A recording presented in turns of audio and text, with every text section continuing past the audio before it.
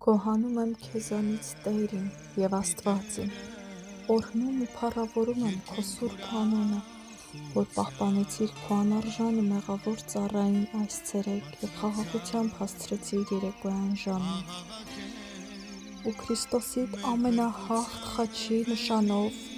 այս գիշեր կննջեմ ապահով և աներկյուղ ու խաղաղությամբ,